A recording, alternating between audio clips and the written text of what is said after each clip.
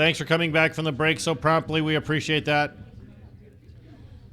All right, everybody, deep breath.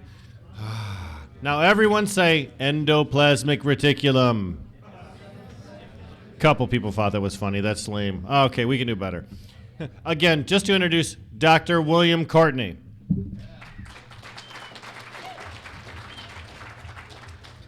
Thank you very much. And we also, a deep appreciation for the individuals that put this together. To do something like this in 7 days really requires a lot of effort around the clock to try to find a place, to make arrangements, to bring in the audio, visual. And, we cannot thank too deeply the individuals, because this really reflects many people that are very excited about this plant as a vegetable. We have 7 billion people to reach out to, and it's groups like this that can make the difference. There's a thing called Wiser Earth, and Cannabis International has a page on there, and you can see our kind of, one of my minor goals really is to the production of 1 billion pounds of seed, and the ability to create a carbon credit that would allow a corporation to defray the costs of its production distribution, and then to look at 1 billion people eating this plant daily as a source of, protein, oils, essential fatty acids, and the cannabinoid acids, and then to see what kind of effect this would have over time for the prevention of illness. And you could look at the epidemiology of another group next to it that did not have this in its diet. It would be an incredible study, bringing this much needed focus and attention while providing a carbon credit. Bone stimulant. 4 out of 5 of the best lectures I've run into, I've been given the 20-minute notice, so we're going to be talking faster. Bone stimulant. You notice the CBD variant, which means a 3-carbon tail rather than a 5-carbon tail. Anytime you see variant, that means it's a shorter tail. CBD variant, CBC, cannabichromine, cannabigerol, CBG, THC variant, CBD. Bone stimulant is a huge issue. Osteoporosis, penia, malacia, conditions in which the osteoclast continues to digest and remove the old bone faster than the osteoblast lays down the cartilage that's calcified to form new bone. So you have a disconnection between bone density as the body continues to create the porosity that goes on to produce the lightweight bone that fractures.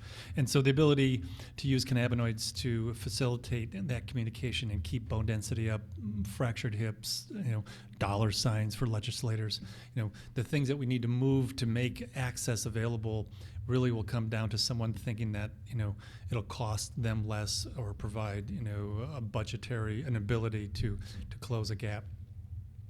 Huge. Bone stimulant is huge. I mean, you could put 100 hours just in studying that process.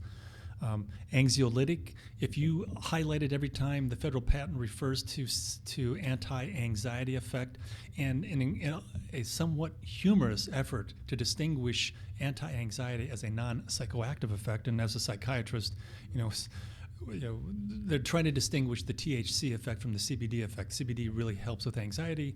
That's okay. THC, we don't know what it does, but that's horrible. But it's funny to see how they try to split those hairs. But it true is an amazing anti-anxiety. And these effects, these are all coming to you when you're doing hundreds of milligrams, not 10.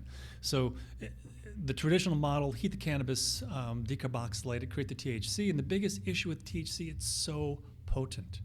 By 20 milligrams, almost everyone is staggering, slurring. By 30, you can't get off the ground, and you really said, why did I eat 5 brownies? They were good and all that, but one would have been more than enough. And so THC toxicity, like I said, you experience that once, and that really is all that you need for about a lifetime.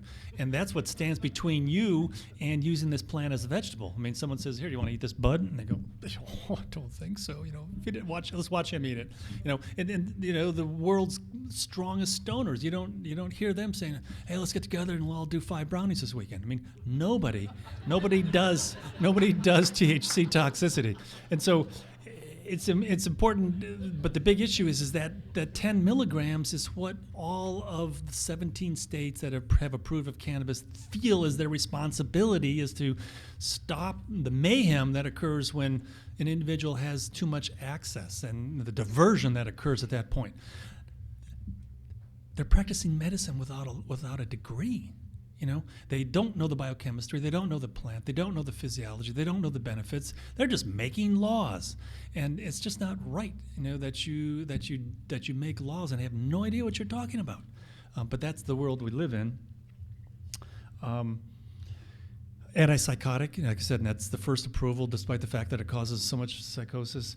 And then another one is you'll hear a lot of people that interchange cannabis and THC, and I'll go to these conferences. And they'll get up and say, you know, cannabis does this, you know, and THC does that, and you know, I'll stand up and I'll say, you've got to stop that.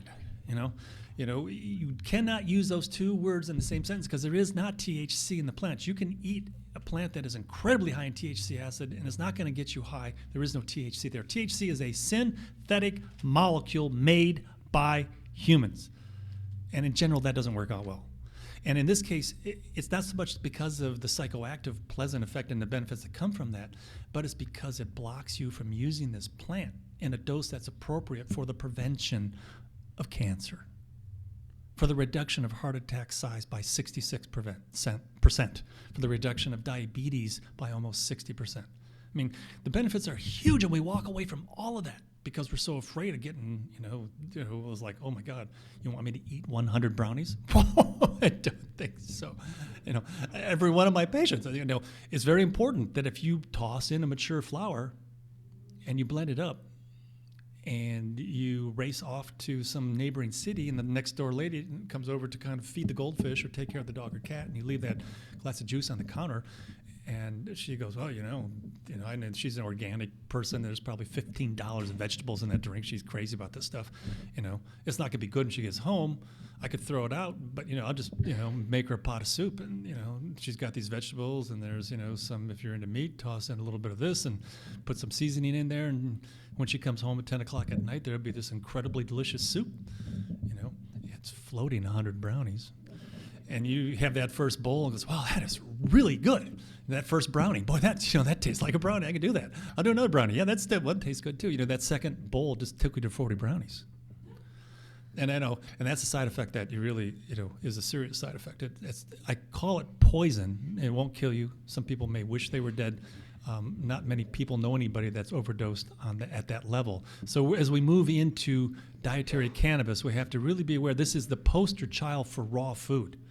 Heat not only creates THC and its toxicity, it also devastates the ability to prevent cancer and all the numerous benefits that come from enhancing the endogenous cannabinoid system. This is some of my patients, 13,000 approvals, many of them, multiples, I think over 7,000 different patients. Like I said, this is an environment where a lot of people are working. Most folks are anxious. That's probably because they're worried about the legal system coming in and wanting to know why they have 100 joints in their breakfast bowl, or why their child is using cannabis and getting rid of cancer. And I have a patient whose child was torn off of her breast, 28-day-old infant. And the federal government will subsidize broke counties and municipalities to the tune of $10,000 to $15,000 for removing a child from a drug-endangered environment. And you hear this woman screaming as this police officer takes her infant for 4 months. And it says, you're being charged with cannabis cultivation and child endangerment. It's like, child endangerment. That police officer who does not feed his child cannabis is guilty of exposing his child to incredible horrors because of his ignorance. And yet he's carrying the gun in this situation. And the other person has to pay the fees to defend their right to use cannabis. And, things are just really backwards. I'm on the stand on that case right now. It takes me a long time to get anything out. So I look forward to returning to express my opinion in that situation. Lumbosacral disc disease, huge numbers of my patients have, sciatic shoulder pain, dysmenorrhea, premenstrual syndrome, premenstrual dysphoric disorder, arthritis, anxiety, muscle spasm, cervical strain, whiplash, a lot of trauma. This is kind of where it all began for me, Scientific American, the brain's own marijuana, and you look at this closed. Okay, we got this is the initial picture, and I don't think I have the secondary picture. But what happens is you take arachidonic acid, which is the source of the leukotriene, the thromboxanes, the prostaglandins, and you look at every biochemistry text that every medical student and every scientist studies. There is no mention of anandamide or 2-acylglycerol, palmitoyl ether, or the endogenous cannabinoids. They arise from arachidonic acid. It's a part of that whole family. And it's just unconscionable. It's like biochemistry by denial, a special chapter. It's like, how can we do this? But we do.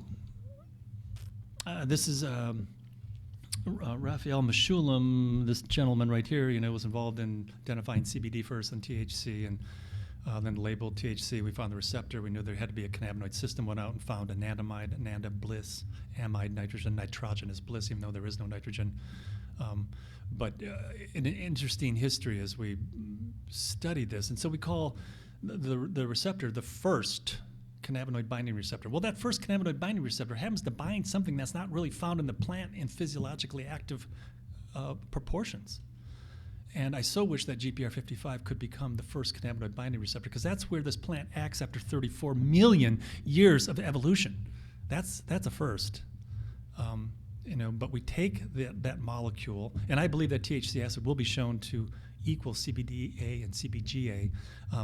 It's not there yet, but I love speculating, and the fact that they're going to put an acid on some synthetic molecule and attempt to interact with that receptor to gain access to its activities tells me that THC acid happens to have a carboxyl already in place. And for 4 or 5, 6, 7 years, I could not get a plant that had CBD in it. I appealed to GW and said, we know they got a 7.5, 7.4. Their G5 plant was their kind of best plant. And I said, well, how about just tossing us a 1 or 2% plant? Some of the stuff in the back room that you don't know what to do with it doesn't mean anything, because we're over here with less than 1. We would love a 2% plant. And I just couldn't get any headway in intellectual property of the corporation. And certainly, even though it came from a couple of Californians who took 2,000 plants over there, they bought the library, privatized it, and these are our marbles. But anyways, this is Raphael Meshulam, and this was a very interesting. So his 80th birthday, everyone got together, and Ruth Ross, Aberdeen, Scotland, on kind of her own time, was looking at the acids and found that, oh my God, they're very effective at GPR55, which had been called the orphan receptor because nothing would act there. CBD does not act there. THC does not act there. The synthetics do not act there. Nothing acts, so it's the orphan. She tries the acids and like, wow, they're very potent there. And then this last summer, this is probably, you have a few of these events in your lifetime. I thought the Raphael Meshulam birthday party was it. They just keep snowballing. And this Mary Aboud was speaking in Freiburg, Germany, and introduced, I was all about the paracrine and autocrine, and she introduced this idea of the intracrine system, in which you've got these cannabinoid receptors and GPR55, which is the site of the acids, being found on the endosomal, lysosomal, nuclear membrane. You got to write. These people have 10 minutes to present a year's worth of scientific research and then a 5-minute answering question, and this program moves along every 15 minutes. There are 4 lectures an hour, sometimes going until 7 o'clock at night. When they say coffee break, you hit the floor and you crawl to the nearest coffee pot. It's brutal. And so these people, they're speaking very quickly, and they're using all the acronyms. And so you're running into people who have knowledge bases that really are not, that I don't have a lot of contact with. But for me, homeostasis is a very interesting concept. And I think I was 7 years old and I first started doing those flip pages with, my uncle gave me a microscope, and I was watching the rotifer kind of coil and launch and get bacterium. And it was, it was turning point, one of those turning points in my life. And I've always been interested in, we look at the structures of the cell, and each and every one of these is coordinated through the intracellular regulatory system, in which these cannabinoid receptors are there and are probably have a role to play. What kind of roles to play?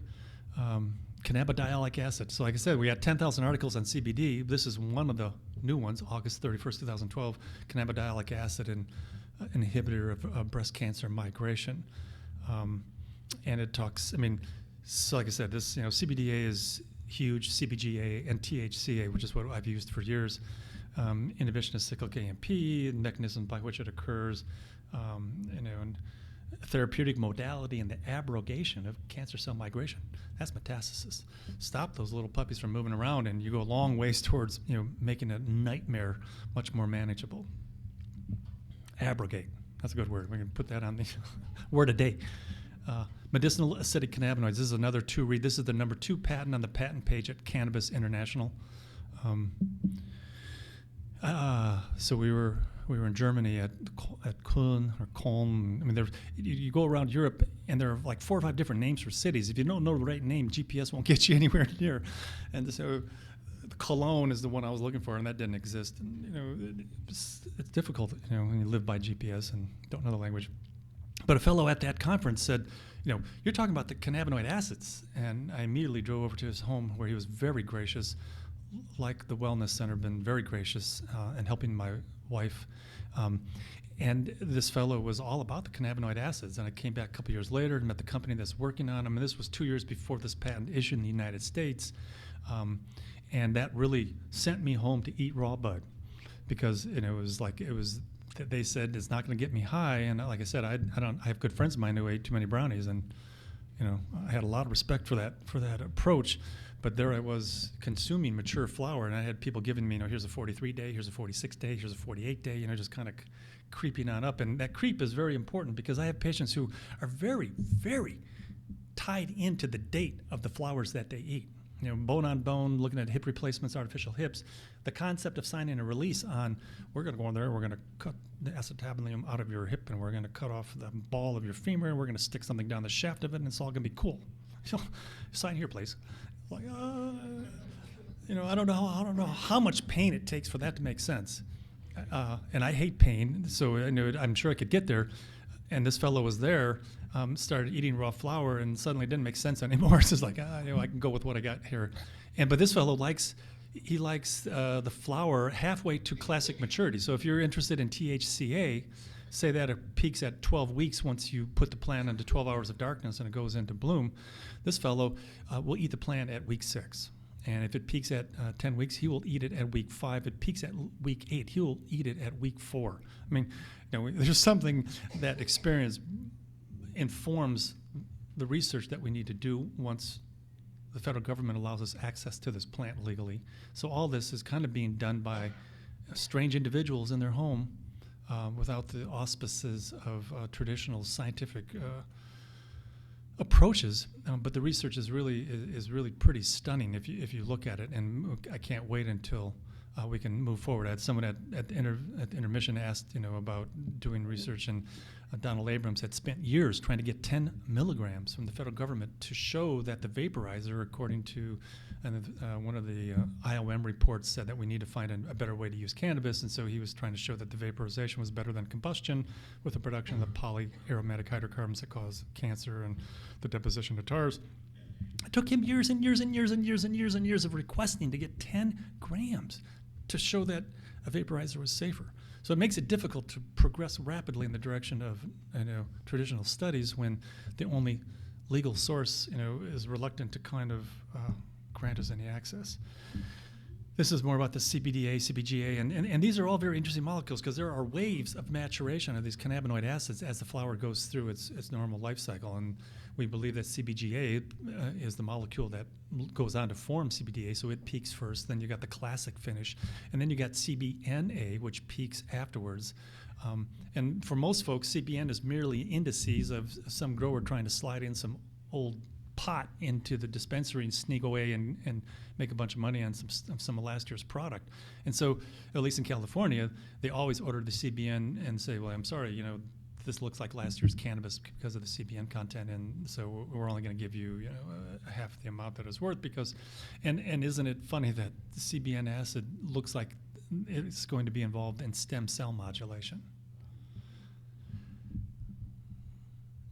So the more we know about histology, tissue and cells, the more we know about the endogenous cannabinoid system, the more we know about microbiology and intracellular biochemistry, the more we have an appreciation for our vegetable garden, the victory garden, those vegetables that grow in the backyard that really will lead to a new victory.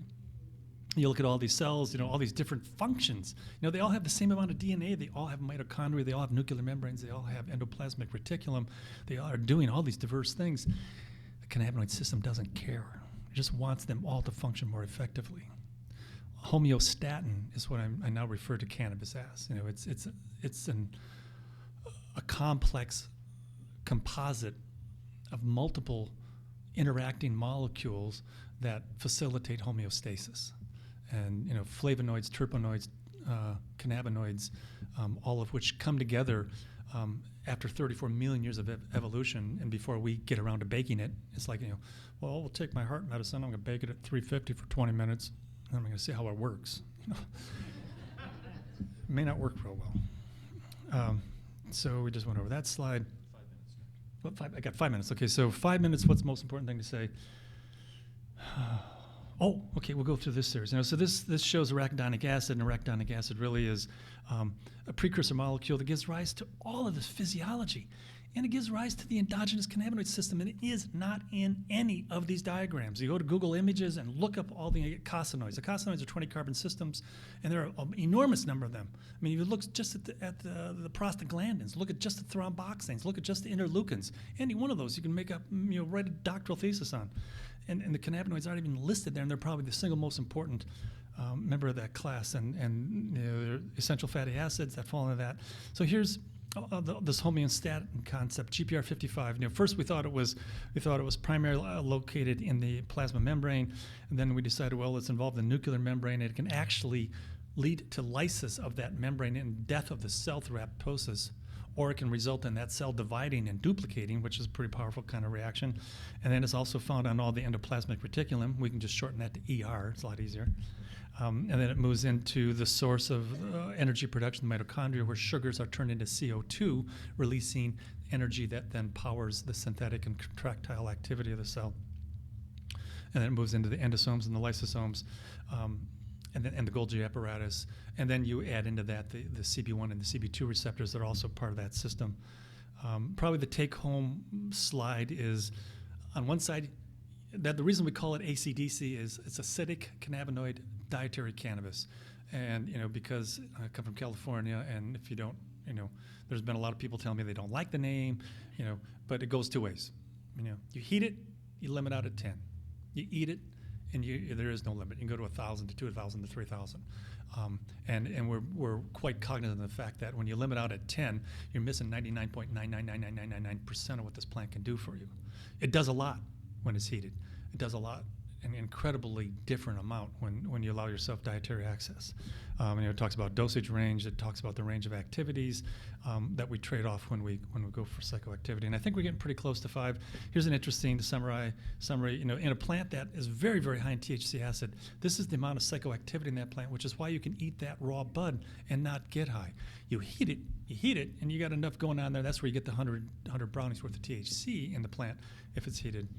This is that receptor that I promised you. These are the amino acids. These are the particular active sites. These are genetic conditions that arise when you have an amino acid substitution. So we will have genetic endogenous cannabinoid system illnesses that would make you more dependent upon exogenous cannabinoids to augment that. And I think, and this is the federal patent that, like I said, that you want to read once or twice a week until you get up to where you're reading it more frequently than that. And let me, the acrosomal reactions mediated by cannabinoid system. The movement of neurons in the fetal brain as it lays up connections between cell bodies is mediated. These bundles are guided by the cannabinoid system in terms of how do you connect a cell at the back of the brain up to the front to allow association, to allow connection to the motor areas. So everything from well, it's all very important. And I think we'll end there. What's that? Can you tell everybody the website that those can be found on? Yes, if you go to cannabisinternational.org, cards are out front. There's an enormous amount of information, and it will be growing at a very rapid rate. We're also doing a treatment facility that'll be opening in a couple weeks in Luxembourg using, I didn't even get to the how do you do it. So that's why I need Kristen. She would show you the juice and the juicing and the sprouts and the microgreens and the day in, day out, which is essentially it's a leafy green vegetable. Keep it raw, becomes poisonous upon heating. Mix it until it tastes good because compliance is in proportion to comfort. And if you like the way it tastes, you're likely to include it in your life. And I guarantee you, outside of water, there's nothing that you more need in your life on a dietary basis than this plant. I mean, I love oranges and I love mangoes, and they're all pretty nice, and I know they're all doing a major amount of things. But this is a plant that really is essential in the broadest sense of the term.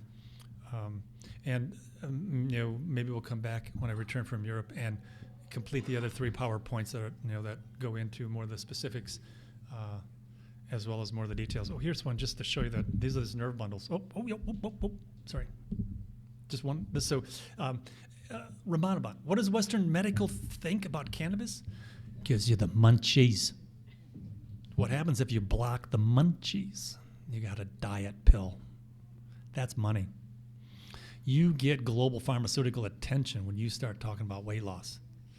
So the first thing they decided to do was block the munchies. But you notice what happens to the neurons over here. They fray, splinter. You no longer allow these connections to be made. So don't take this while you're pregnant. Yeah, don't take this while you're alive. Okay. Thank you very much for your attention and time.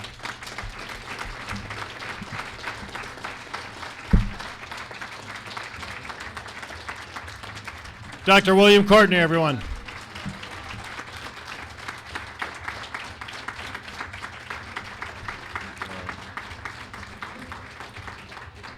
Thank you very much, Dr. Courtney. And again, you know what I heard out of that? Next to water, the most important thing you can put in your body? Cannabis. Yeah, that's right. Raw Oh, you said raw? Oh, all right, well. Listen, some of you have noticed that we had a nurse in the back over here doing blood pressures. That's because we're doing a kind of an informal scientific experiment. We wanted to see how juicing the raw cannabis plant would affect blood pressure. And I'm pleased to report that in our very informal semi-scientific survey, the advantage is about 10 points down. And if you had your blood pressure taken before juicing and then juiced and haven't had it taken yet, second time, please get on back in the corner and make sure that you get that blood pressure taken. We want to try and complete as many of these as possible, all right? And again, thanks very much to Dr. Courtney. We do have an additional speaker this evening. This gentleman is also a doctor. He's also a member of the House of Representatives. He's a chiropractor. He's also a friend to the medical marijuana community, and he's a really great guy. Please help me welcome House of Representatives member Michael Callton.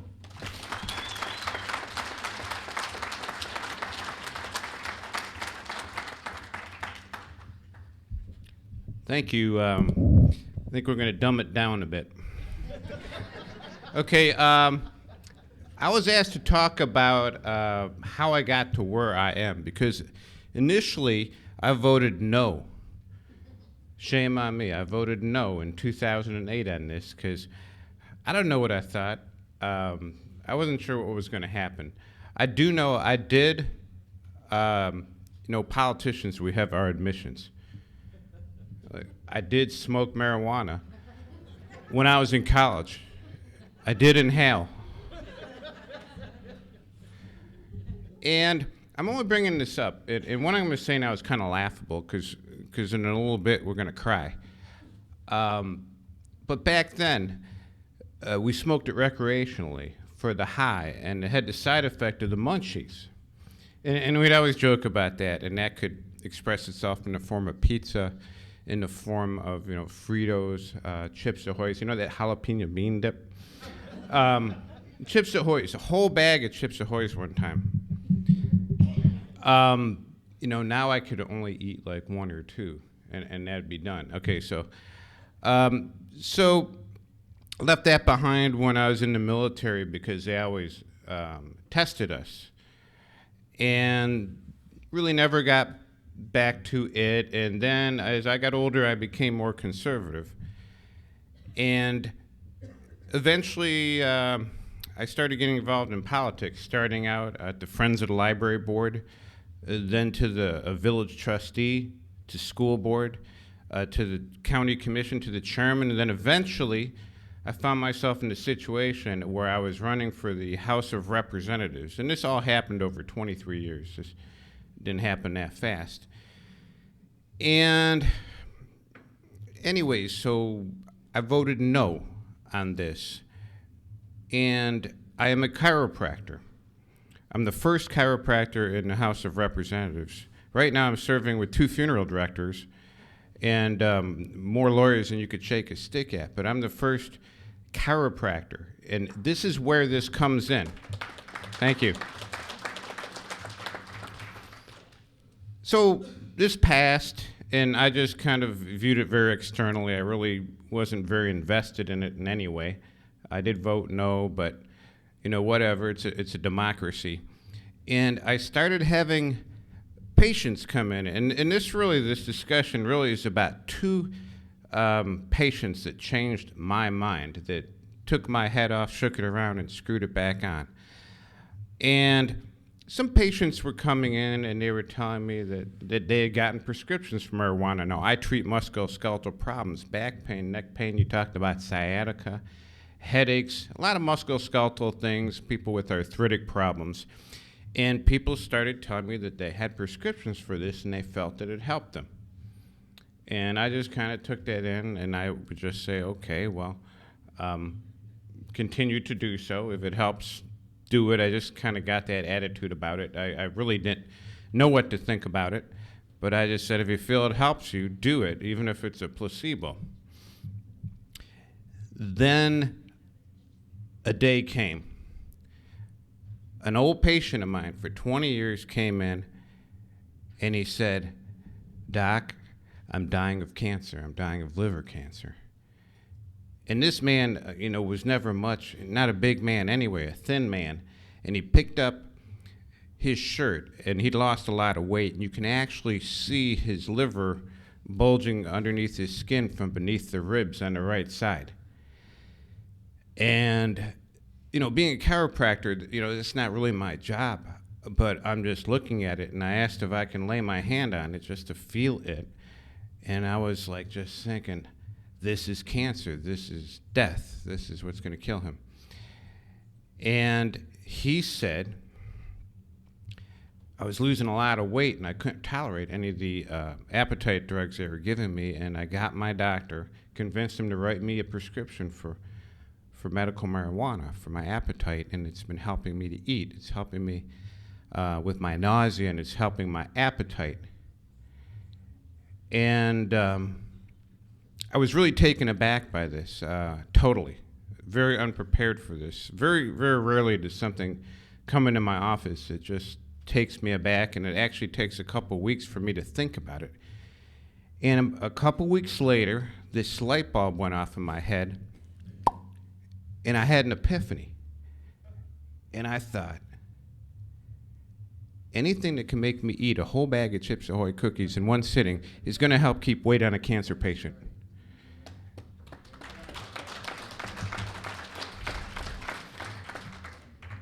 And I thought the side effect, at that time the effect we wanted was the high, and the munchies was the side effect. But in this case, the effect, the desired effect, was the side effect, which was the appetite. That was patient 1 that changed my mind. Then I met a very nice lady. I was asked, the marijuana issue started coming into the legislature, and I had met some people who were putting together a dispensary called Great Lakes Holistics north of Ionia, and I talked with them a bit, and they invited me up there, and I got to talk to some people who are still friends of mine today. And I met a marijuana patient there that completely changed my mind about it. I thought, well, a marijuana patient, they probably, were hippies and, back in Woodstock or something like that, and maybe they're just kind of doing this. It's just a way to get high or something like that. And I just kind of had that kind of stereotype, and I have to tell you, the legislators have that stereotype right now. We can maybe talk about that in a little bit. But I kind of had that stereotype, and I met a patient there that totally changed my mind. It totally was out of the paradigm that I thought medical marijuana was. And that lady is here tonight. I didn't know she would be here, but I'm really excited. Helen Pryor, could you come up here with me?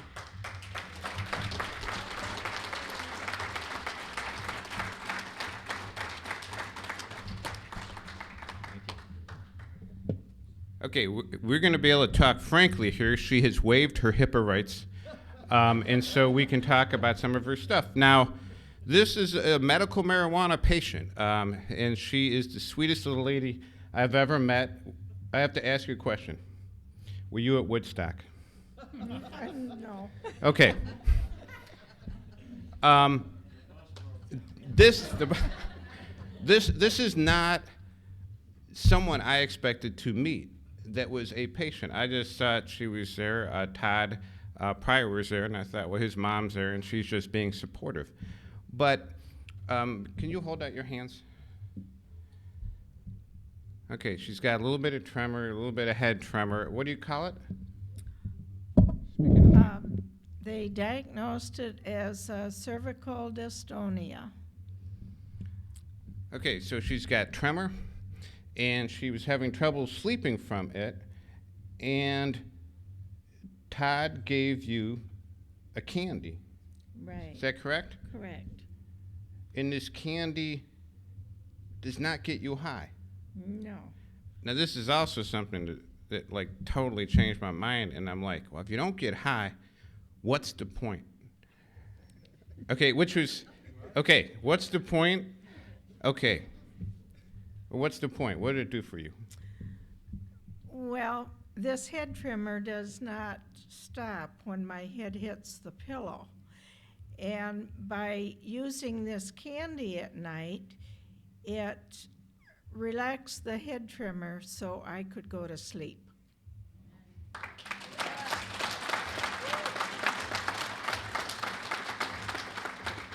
Okay, can you hold out your hands for me again? Okay, I want you to notice the proximal 2 rows of knuckles are swollen. This is rheumatoid arthritis. What is the secondary effect did it do? After using this for about 6 to 8 weeks, I noticed that I could open and close my hands in the morning when I woke up, and I could also go up and down stairs normally, which I had not been able to do for years. I had done one step at a time. My hips just wouldn't support me. Now I'm running up and down the stairs like I used to do. It has given me back my life. Okay, you can sit down now. Thank you.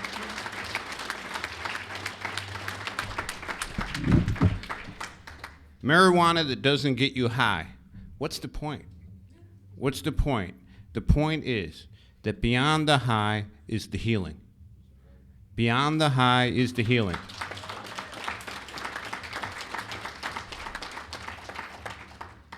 Okay, so patient 1, patient 2, and totally changed the way I thought about medical marijuana. And I decided, and I had to think about this a lot because I'm a politician, and we're kind of creatures of the electorate, and we worry about public opinion. If I come out for medical marijuana, I believe in this. If I come out for medical marijuana, what is that going to do to me politically? And I figure, well, worst comes to worst, I'll end up just being a chiropractor full time. I do enjoy the politics and want to make a positive difference, and I have found that this may be the calling that I'm here for. And, well, I thought about it. Well, 63% of people pass this, 63%. And so conversely, 37% voted no for the MMA.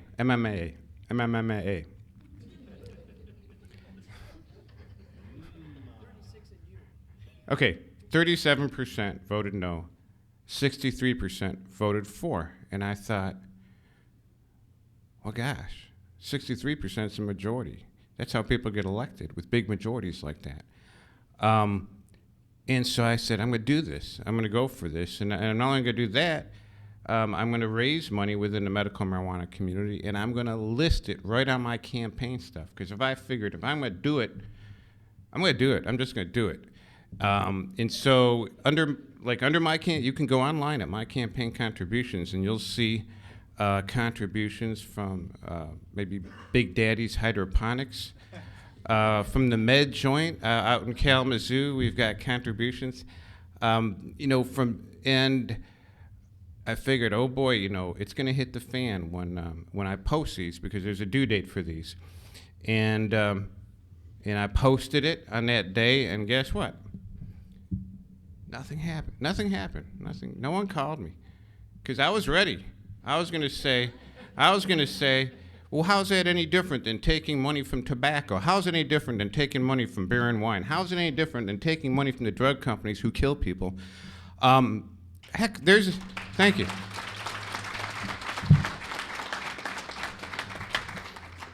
And I was all ready to say this, but no one ever called.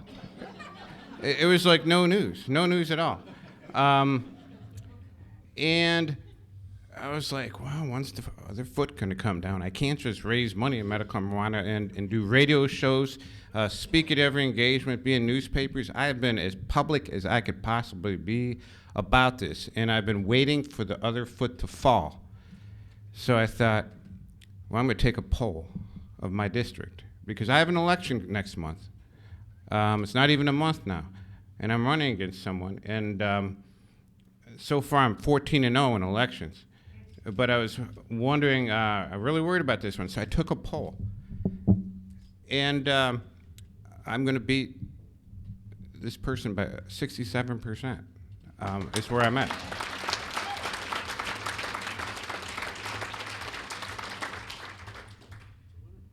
$67%. That's a winner. 63% is a winner. I played the odds. What if I decided with the 37%, like some other people are doing? Anyway, so this is, and when I win big at the end of this month, all the other legislators are watching me. I'm the canary in the cave. They're watching me go forward. They're watching me accept donations. They're watching me speak. They're watching me, whether it's TV, radio, newspapers, and they, I don't know if they want to see me succeed or if they want to see me, get stomped. But what they're going to see is me winning big on November 6th. What they're going to see is me with a whole lot more money than them, because I raised it in medical marijuana. And this is going to change minds. It's already changing minds. It's already, we got legislators that are now willing to be more public because they've seen what I've been doing. And I'm from a conservative area. I'm not from a liberal area. I'm not from Ann Arbor or Ypsilanti. Where else is liberal? Flint? Yeah, I'm not from Flint. I'm not a Flint. I'm in Berry and Ionia County, which is a rural farmland. We have 15 countywide positions, have not elected a Democrat in 20 years. That's how conservative it is. And I knew that things had changed. The most conservative farmer I got, this guy scares you to look at him. He looks like, you ever seen that painting American Gothic? You know that farmer with the pitchfork? Now take him and put on one of those mustaches where he puts wax in it and curls it on the ends. That's this guy. And he is a handful, and he is tough and rough. And anyways, we were just kind of talking, and I said, how's it going, George? And he's like, well, the cows and the corn, the drought, the deer. He's talking about different farm issues he's having. And I said, well, George, have you thought about growing that medical marijuana? And he says, huh? I said, why don't you grow some of that medical marijuana? And he goes, you think so, huh? I said, yeah, how about it, George? And then he just started practically thumping my chest with his finger. And he said, well, I tell you what, they need to just legalize that stuff, start growing it and taxing it.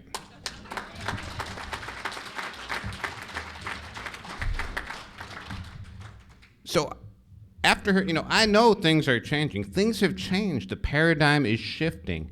Now we got to change legislators' minds. I have put in a bill, 5580, to help establish dispensaries in the law, so that, thank you.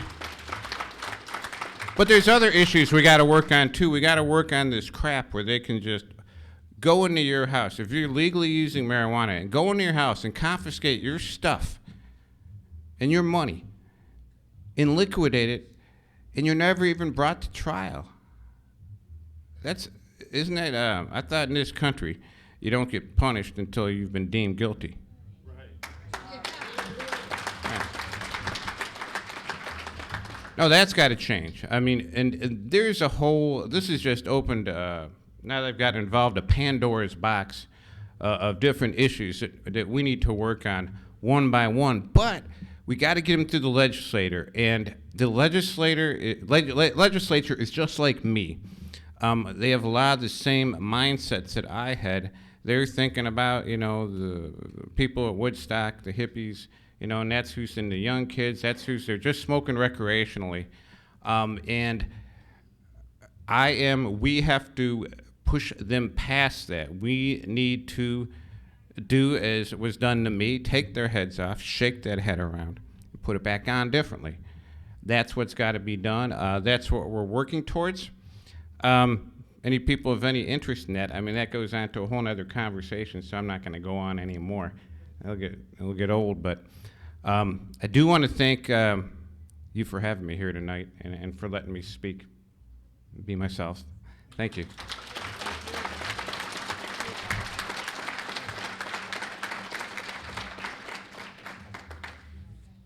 Well, I get to have the most fun of everybody tonight because I get to say the thank yous. So for this evening, there's a ton of people for us to take out and shake their hand on. Let's start with some of the small people. First of all, M Live and Detroit Free Press for doing some pre-press promotion on this. Radio Weed Show, Party TV, who are doing some of the recording for us here. Genesis, who was lovely enough to be able to host this whole event. We've got some other folks that contributed some time and some work on this. Todd and Wendy, and of course, Mrs. Pryor. A hand for Mrs. Pryor, everybody.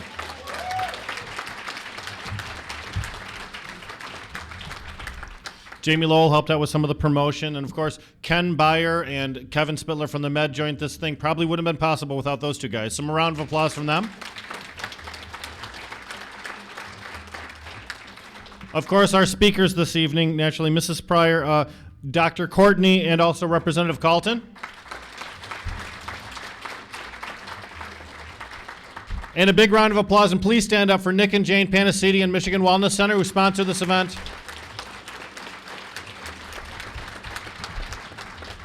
Please feel free to eat the vegetables at your table, or take them home. We don't want them. There's wonderful samples up here of some of the non-psychotropic topicals that we talk about. There's a little bit of juice left in the back. I'd like to say thank you very much for attending this evening. My name is Rick Thompson, and we look forward to seeing you next time.